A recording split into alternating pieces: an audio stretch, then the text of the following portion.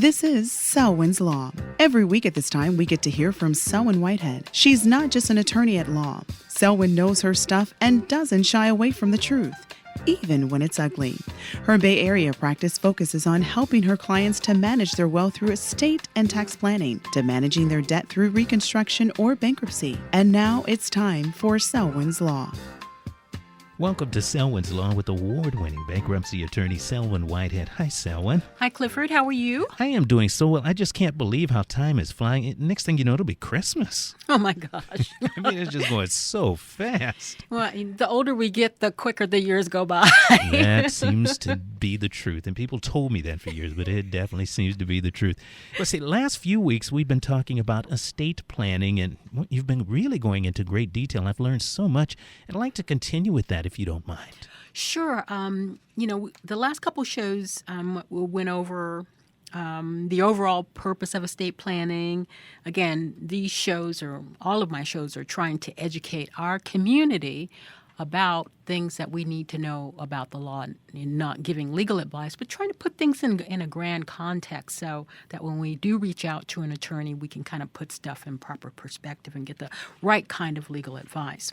So like I said, over the last couple of weeks, we've been talking about the general overall purpose of estate planning, how the process, in my opinion, is divided into two distinct segments. One, while my client is alive and planning for the distribution of his or her estate, and two, after the creator of the estate has departed for the great beyond, and the client can be either a successor trustee or an executor if there's no trust, or any one of a number of real or putative beneficiaries and creditors who believe that they have an interest in the estate and they want to make sure that their rights are preserved.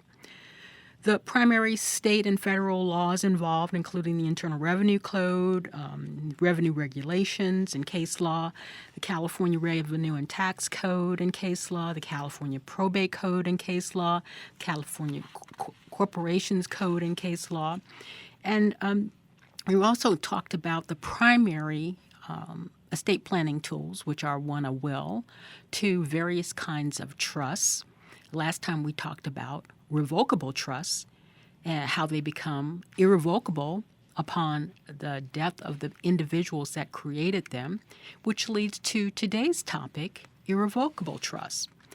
So an irrevocable trust is a trust that can't be modified or terminated without the permission of the beneficiary. So let me state that again. Some people say an irrevocable trust, or it might be out there in the ether that an irrevocable trust can't be revoked or terminated or modified. But what I'm telling you, it might be able to be modified or terminated with the permission of the beneficiaries. So the grantor, having transferred his or her assets into a trust, effectively removes all of his or her rights of ownership to the assets of the trust. So said another way, the grantor no longer has any say about the ultimate distribution of the assets of the trust because he or she had the ultimate and only say-so when the trust was created.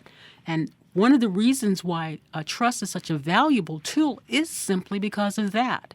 It's no longer an asset of the creator, and that has serious long-term tax implications, which might inure to the benefit of the trustee or grantor while they are alive, and especially to his or her beneficiaries upon the grantor's demise. So again, the main reason for setting up an irrevocable trust is for estate and tax planning considerations. The benefit of this type of trust for estate assets is that it removes all the incidents of ownership, effectively removing the trust assets from the grantor's taxable estate. So when we die, we have assets that can be taxable. And one of the purposes of estate planning is to limit that tax. In some instances, totally eliminate it. But things have to be done according to Hoyle, and formalities really have to be looked to. For example, if one does not put the assets in the trust, there may be difficulty when the grantor dies to be able to take full advantage of the tax decrease that might be allowed otherwise. So the grantor is also relieved of tax liability on the income generated by the assets. And while the tax rules may vary between jurisdictions, in some jurisdictions the grantor can receive these benefits even if he or she is the trustee of the trust. So assets that can be held in an irrevocable trust include, but are not limited to, a business, a qualified personal residence. And why would you put a residence in a trust? It might be a way for you to place something in a trust at less than its fair market value.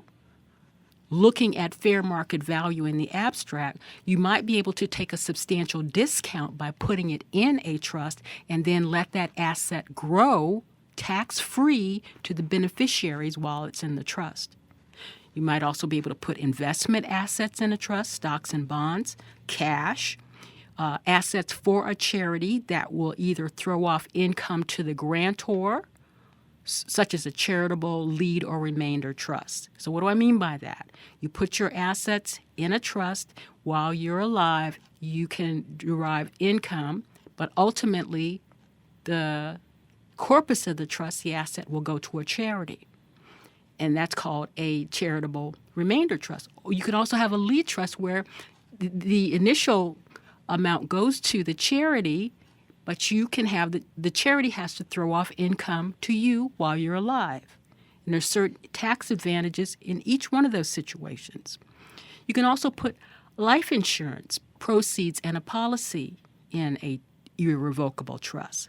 If you don't have any ownership in it, in either the proceeds or the policy, you might be able to have the insurance payout go to your beneficiaries tax-free. So my client may also need documents that speak for them when they become mentally or physically incapable and can't speak for themselves. So what do I mean by that? You might need a durable power of attorney for property management. And that deals with assets which have not been transferred to your living trust prior to your incapacity, for which you may receive after your incapacity by naming an individual who will be your attorney in fact, and they will make property management decisions on your behalf when you become mentally or physically or dually unable to manage the property for yourself. And you also should have an advanced health care directive. This is a durable power of attorney for health care. And this directive or durable power of attorney allows you to pick an attorney, in fact, who will make health care decisions for you when you become unable to make them for yourself. And they will make decisions like whether or not you want life-sustaining treatment or other health care issues, or you want to have your organs donated, or the disposition of your remains, be it via funeral or via having your remains cremated. These are all decisions that you can make while you're alive, while you're in a good frame of mind, while you're competent, and each of us should have an opportunity to decide what it is that we want done with our bodies and our property when we become disabled.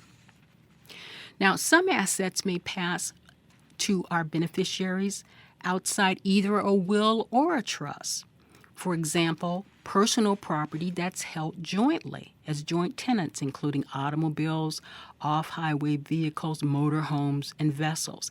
The property will be titled in two persons' name, and when one of them dies, it automatically goes to the other person without having to go through the trust. Because remember, if it's in two people's name, it's an automobile, it's outside the trust. If you put it in a trust, then you might be limiting the other owner's ability to control it. Both of you control the asset 100%. Also, there could be real estate property that would transfer outside of a trust or will. Community property held jointly with right of survivorship. Upon your death, the asset would go to the other owner of the property. Joint financial accounts, such as bank accounts or security accounts that are designated paid on death to a particular beneficiary, usually your spouse, significant other, or a child. and then life insurance proceeds that pay the beneficiary or other decedents or their representative. And these are just a few amongst many.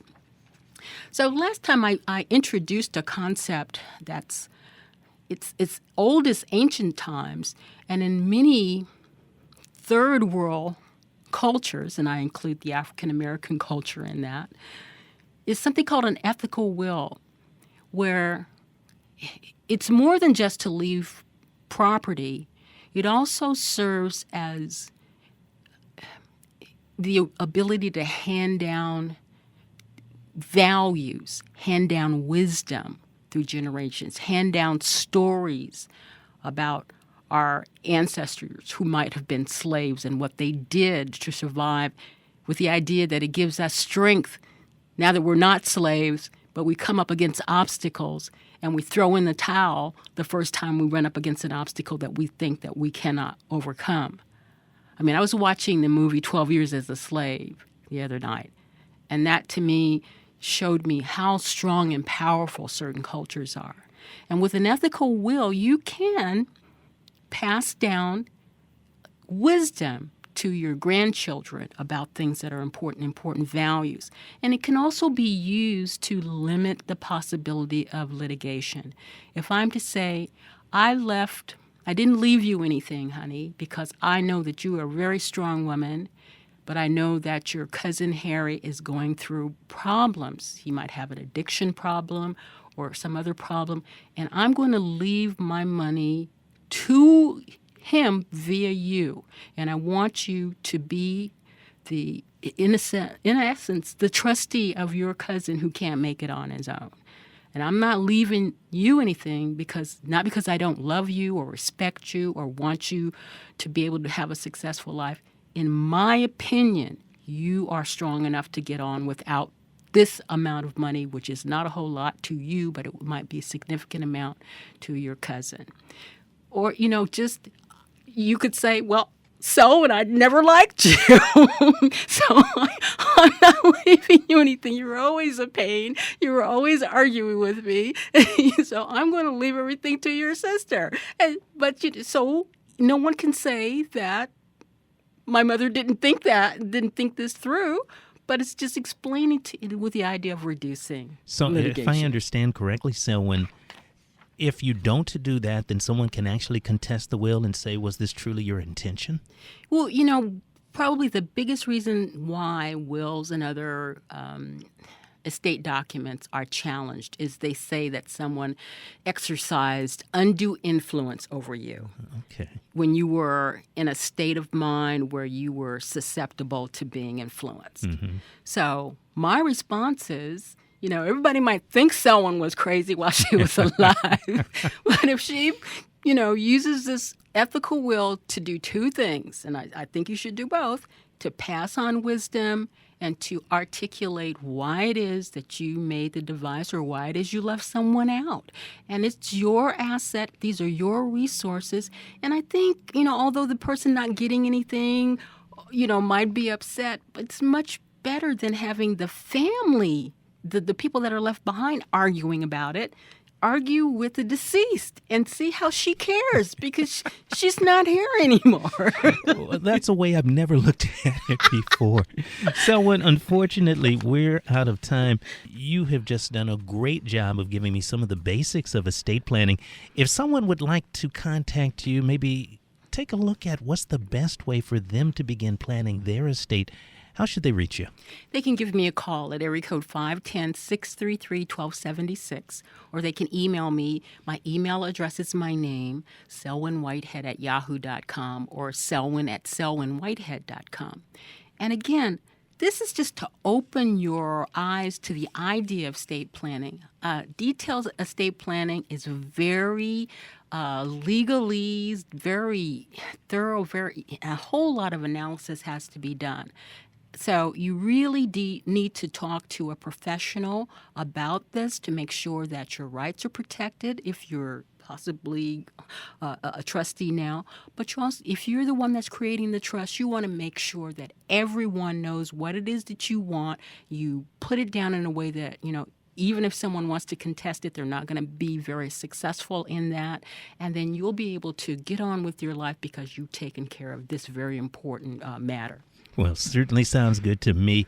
We'll see you again next week, Selwyn. Thank you so much with more of Selwyn's Law. Thank you for taking time to listen to Selwyn's Law. Remember, the Law Office of Selwyn Whitehead is a designated debt relief agency under the federal law and provides legal assistance to consumers seeking relief under the Bankruptcy Code. When it comes to your finances and your rights, seek no other than the Law Office of Selwyn Whitehead. Selwyn is your go-to finance attorney, specializing in estate planning, wealth management, bankruptcy, tax, and real estate law. In other words, Selwyn knows her way around the dollar, and your rights are protected by our laws. Protect your money. Know your rights. Partner with Selwyn Whitehead. For immediate assistance, or if you have questions, call 510-633-1276.